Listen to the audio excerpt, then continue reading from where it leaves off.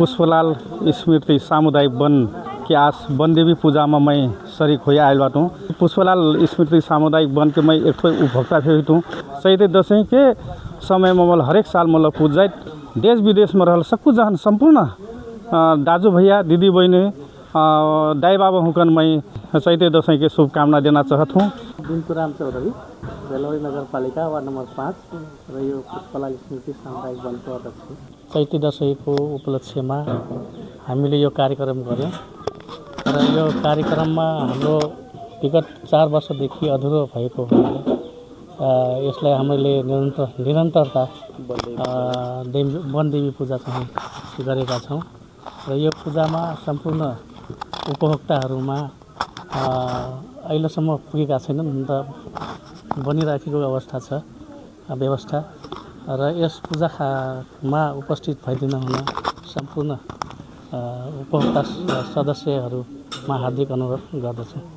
हरेक सालको चैते अष्टमी सँगसँगै हाम्रो पुष्पलाल सामुदायिक स्मृति वन उपभोक्ता समूह समितिमा चाहिँ हरेक वर्ष चैते अष्टमी चाहिँ परम्परागत रूपमा सम्पूर्ण गाउँ समुदायका व्यक्तिहरू यो उपभोक्ता समिति सदस्यहरू चाहिँ उपस्थित भएर चाहिँ विधिवत रूपमा चाहिँ यो बोकाको बलि चढाएर जङ्गलमा एउटा धार्मिक स्थान तोकिएको छ त्यहाँ चाहिँ बलि दिएर त्यहाँ टिकाटालो गरेर अनि यहाँ चाहिँ एउटा स्थान यो समितिको स्थानमा ल्याएर चाहिँ यहाँ यो बोकालाई कटिङ गरेर चाहिँ अब प्रसादको रूपमा चाहिँ सबैलाई दिने चलन छ र दाइलाई धन्यवाद पनि व्यक्त गरेँ मलाई 2 शब्द बोल्न दिनुभएकोमा। सामुदायिक पुष्पलाल स्मृति सामुदायिक वनको आज चैते दसैँको उपलक्ष्यमा हार्दिक शुभकामना भन्छु।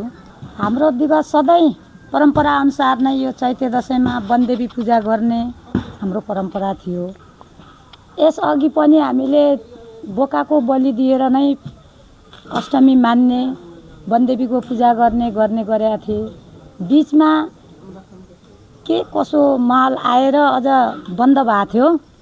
फेरि अहिले आज यो चैत 12 गते पर्न गएको यो चैते अष्टमीमा बोका सहितको हामीले आफ्नो परम्परा अनुसार आजा पूजा गरेर जङ्गलको उसमा अहिले यहाँ यो वन सामुदायिक वनको भवनमा बसेर सम्पूर्ण उपभोक्ताहरूलाई प्रसाद ग्रहण गर्नेको निमन्त्रणा गरेर आएका छौँ। यदि माछा मासु नखानेलाई फलफुलको व्यवस्था पनि गरिएको छ।